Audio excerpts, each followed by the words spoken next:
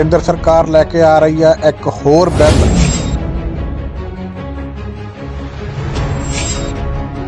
खेती कानून होए रद्द पर एक होर अंदोलन है तैयार।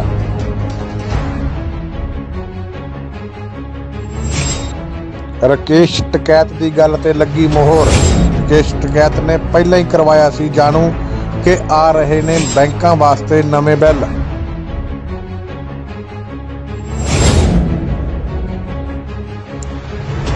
मोदी मुर्दाबाद दे फिर लगे पंजाब च नारे। सत श्री अकाल, तुसीं जग सुनेहा वैब टीवी वेख रहे हो। इस टाइम की असीं एक खबर लेके आ रहे हैं कि बैंकों नाल संबंधित खबर का सीधा असर किसानी अंदोलन नाल आ, क्योंकि एक साल किसानी अंदोलन चलिया, 700 किसान शहीद होया। ਉਹਦਾ कारण की सीगा कि एक कानून बनाया गया सरकार वालों। 3 कानून ਜਿਹੜੇ किसानों के उल्ट बनाए तो किसानों ने लगातार संघर्ष लड़िया। राकेश टिकैत लगातार एक बयान देंदे आ रहे थे कि साडे तो बाद एक बैंकों वास्ते कानून बनना, साडे तो बाद एक बैंकों वास्ते कानून बनना। लगातार राकेश टिकैत यही बयान ते कायम सी, पर राकेश टिकैत की गल नूं सारिआं ने अणसुणा कीता, क्योंकि उन्हों का खाशा ही सीगा कि बैंकों नूं मर्ज किया जा रहा। अज हम तस्वीरां दिखा दईए, असीं पंजाब एंड सिंध बैंक के अगे खड़े आ। पंजाब एंड सिंध बैंक बंद आ, उसके मुलाजम बाहर आके रोस प्रदर्शन कर रहे आ। 16 ते 17 तरीक नूं जिहड़ियां सारियां टोटल बैंकों ने अपने जिंदे ला के रोस प्रदर्शन किया। कारण की आ, क्योंकि मोदी सरकार किसानों के बिल तो वापस ले ले, पर बैंकों के खिलाफ जिहड़ा उन्होंने बिल लेके आ रही आ, जिहड़ा मानसून सत्र आ रहा, मानसून सैशन दे विच जिहड़ा उन्होंने जिहड़ा कानून लेके आ रही है कि बैंकों नूं प्राइवेट ही कर दिता जाऊगा। मर्ज नहीं कर रही, प्राइवेट कर रही। अज टोटल 16 ते 17 तरीक नूं लेके जिहड़ी सारियां जिहड़ियां बैंकों ने अज हड़ताल ते आ। साडे नाल SBI के मैनेजर उन्हां नाल गलबात करदे आ कि उन्हां दा की कहना है ते किहਨਾਂ चरणों की जिहड़ी स्ट्राइक है रहूगी। सत श्री अकाल जी, की नाम तुहाडा? सत श्री अकाल जी, मेरा नाम सुरेश कुमार है। मैं All India Punjab and Sind Bank Officer Organisation का वाइस प्रेसिडेंट हूँ। सर जी, की कारण रहा जिहड़ा तुसीं अज हड़ताल कर रहे हो, की कारण?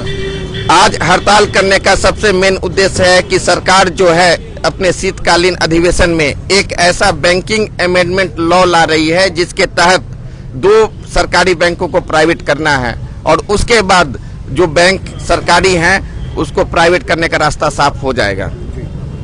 मैडम, कितने दिन हड़ताल रखोगे तुसीं?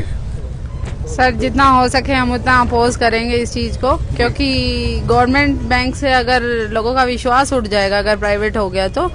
क्योंकि लोग जो हैं, आई थिंक लोग ज्यादा सरकारी बैंक में विश्वास रखते हैं बजाय कि इवन दो मैं भी प्राइवेट बैंक में जाना पसंद नहीं करती बिकॉज ऑफ ट्रस्ट। तो ये सब ट्रस्ट टूट जाएगा। सर, जे थोड़ी मांग की है सरकार तो तुसी की चाहते हो? कि हमारी मांग ये है कि कोई भी जो सरकारी ऑर्गेनाइजेशन है वो 70 साल लगे हैं उसको फलने फूलने में, उसको एक झटके में खत्म करने कहीं की बुद्धिमानी नहीं है। आप देखिए, जो भी सरकारी संस्था है उससे गरीबों को फायदा है। आप सरकारी अस्पताल में जाइए, कम दरों पे उनका इलाज हो जाता है। सरकारी स्कूल में जाइए, गरीब के बच्चे भी पढ़ लेते हैं। उसी तरह सरकारी बैंक है, इसमें आप 0 बैलेंस पे भी खाता खुला सकते हैं। जिसके पास पूंजी नहीं है, कोई व्यवसाय करना चाहता है तो बिना किसी सिक्योरिटी के उसको मुद्रा लोन प्रोवाइड हो जाता है। तो बंदे सरकारी बैंक से जुड़ के आगे बढ़ सकते हैं, क्योंकि एकमात्र सरकारी संस्था ही है जो सामाजिक सरोकार भी देखती है।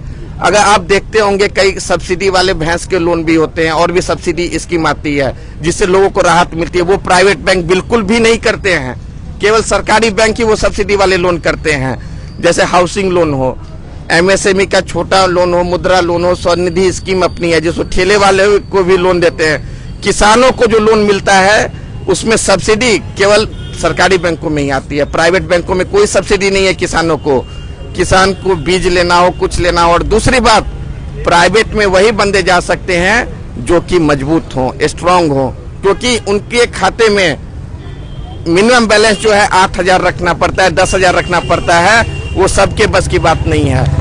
अगर किसी की छात्रवृत्ति आती है, मनरेगा का किसी का पेमेंट आता है, वृद्धावस्था पेंशन आती है, सभी सरकारी बैंकों में आती है, प्राइवेट बैंकों में नहीं आती है। और प्राइवेट बैंक अपने सर्विस के चार्ज ज्यादा लेते हैं, जबकि यही वही चीज सरकारी बैंकों में बिल्कुल नाम मात्र शुल्क पे मिल जाती है और लगभग फ्री ही मिलती है। और हमारा बीमा भी उसमें कवर हो जाता है, जो कि 2-2 लाख का बीमा है।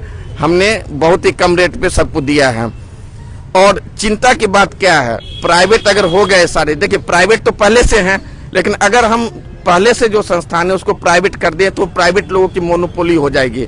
पहले एक सिम था जो कि फ्री में बांटा गया, बाद में उसके मनमाने चार्जेज वसूल किए जा रहे हैं। ਸਰ ਮੈਂ ਤੁਹਾਨੂੰ ਰੋਕਦਾ, ਤੁਸੀਂ ਜਿਵੇਂ ਗੱਲ ਕਰ ਰਹੇ ਹੋ ਵੀ ਪਹਿਲਾਂ ਸਿਮ ਫ੍ਰੀ ਚ ਵੰਡੇ ਗਏ ਆ, ਇਹ ਮੋਦੀ ਸਰਕਾਰ ਵੀ ਐਂ ਨਹੀਂ ਮੰਨਦੇਗੀ ਕੰਧਾਂ ਤੇ ਖੜ ਕੇ, ਕਿਉਂਕਿ ਕਿਸਾਨਾਂ ਨੇ ਲਗਾਤਾਰ 1 ਸਾਲ ਸੰਘਰਸ਼ ਕੀਤਾ ਤੇ ਬਹੁਤ ਪੈਸਾ ਜਿਹੜਾ ਖਰਚ ਕੀਤਾ ਗਿਆ, ਫਿਰ ਉਹਨਾਂ ਨੇ ਬਿੱਲ ਵਾਪਸ ਲਏ ਆ।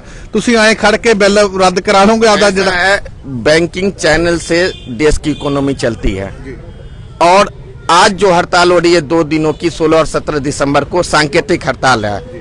अगर मोदी सरकार को ये दिखाना है कि एम्प्लॉय भी इसके अगेंस्ट है, पब्लिक भी इसके अगेंस्ट है, ये सांकेतिक है, केवल इशारा है।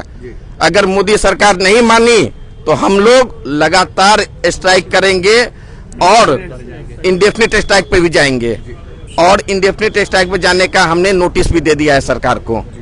अब किसान यूनियन भी अपने साथ है, सारे भी और भी तरह की पब्लिक अपने साथ है और कई ऑर्गेनाइजेशन का भी सपोर्ट हमें मिला है। ਬਹੁਤ ਬਹੁਤ ਧੰਨਵਾਦ ਜੀ। ਤੁਹਾਨੂੰ ਦਿਖਾ ਦਈਏ all India bank strike save bank save country, ਇਹ ਜਿਹੜੇ ਇੰਗਲਿਸ਼ ਪੋਸਟਰ ਲਿਖਿਆ ਤਾਂ ਕਿ ਜਿਹੜੀ ਮੋਦੀ ਸਰਕਾਰ ਤੱਕ ਜਿਹੜੀ ਆਵਾਜ਼ ਆ, ਜਿਹੜੇ ਬੈਂਕ ਮੁਲਾਜ਼ਮਾਂ ਦੀ ਆ, ਬੈਂਕਾਂ ਦੀ ਆ, ਇਹ ਜਿਹੜੀ ਆਵਾਜ਼ ਉਸ ਤੱਕ ਪਹੁੰਚਾਈ ਜਾ ਸਕੇ। ਪਰ ਦੇਖਿਆ ਜਾਵੇਗਾ ਪਿਛਲੇ ਸਮੇਂ ਦੇ ਵਿੱਚ ਜਿਹੜਾ ਸੰਘਰਸ਼ ਕਿਸਾਨਾਂ ਵੱਲੋਂ ਲੜਿਆ ਗਿਆ, ਲਗਭਗ ਉਹ ਤੇ ਅਰਬਾਂ ਰੁਪਈਆ ਖਰਚ ਆਇਆ ਤੇ ਬੈਂਕਾਂ ਨੇ ਵੀ ਇਹੀ ਕਿਹਾ ਵੀ ਅਸੀਂ ਕਿਸਾਨ ਯੂਨੀਅਨ ਦੀ ਸਪੋਰਟ ਲਵਾਂਗੇ, ਕਿਸਾਨ ਯੂਨੀਅਨ ਦੀ ਸਪੋਰਟ ਲਵਾਂਗੇ, ਆਰਗੇਨਾਈਜੇਸ਼ਨ ਜਿਹੜੇ ਹੈਗਾ ਹੋਰ ਸੰਸਥਾਵਾਂ ਉਹਨਾਂ ਦੀ ਅਸੀਂ ਸਪੋਰਟ ਲਵਾਂਗੇ। ਪਰ ਫਿਲਹਾਲ ਤੁਹਾਨੂੰ ਦਿਖਾ ਦਈਏ ਬੈਂਕ ਬਚਾਓ ਦੇਸ਼ ਬਚਾਓ ਦਾ ਨਾਰਾ ਦਿੱਤਾ ਗਿਆ।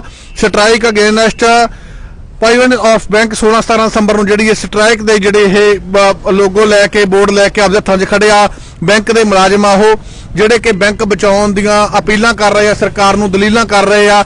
ਪਰ ਜਿਹੜਾ ਲਗਾਤਾਰ ਆ ਇਹ ਸਾਰਾ ਪੰਜਾਬ ਆ ਜਿਹੜਾ ਦੇਖਿਆ ਜਾਵੇ ਜਾਂ ਸਾਰਾ ਦੇਸ਼ ਹੜਤਾਲਾਂ ਦੇ ਉੱਤੇ ਆ, ਚਾਹੇ ਤੁਸੀਂ ਉਹ ਮੁਲਾਜ਼ਮ ਰੱਖ ਲਓ, ਚਾਹੇ ਬੈਂਕ ਮੁਲਾਜ਼ਮ ਰੱਖ ਲਓ, ਕਿਸਾਨ ਰੱਖ ਲਓ, ਹਰੇਕ ਜਿਹੜਾ ਮੁਲਾਜ਼ਮ ਆ ਜੋ ਸਟ੍ਰਾਈਕ ਦੇ ਉੱਤੇ ਆ, ਹੜਤਾਲਾਂ ਦੇ ਉੱਤੇ ਆ, ਲੋਕਾਂ ਦੇ ਜਿਹੜਾ ਕੰਮਕਾਰ ਆ ਉਹ ਠੱਪ ਪਏ ਆ।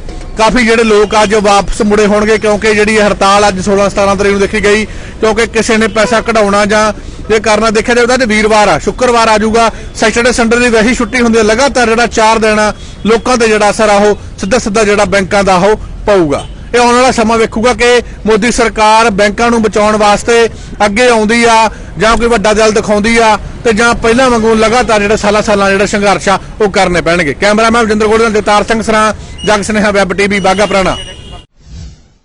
ਲੇਟੈਸਟ ਨਿਊਜ਼ ਦੇ ਲਈ ਸਾਡੇ ਚੈਨਲ ਨੂੰ ਸਬਸਕ੍ਰਾਈਬ ਕਰੋ ਤੇ ਸਾਡੀ ਲੇਟੈਸਟ ਵੀਡੀਓ ਦੀ ਨੋਟੀਫਿਕੇਸ਼ਨ ਦੇ ਲਈ ਬੈਲ ਆਈਕਨ ਦਬਾਉਣਾ ਨਾ ਭੁੱਲਿਓ।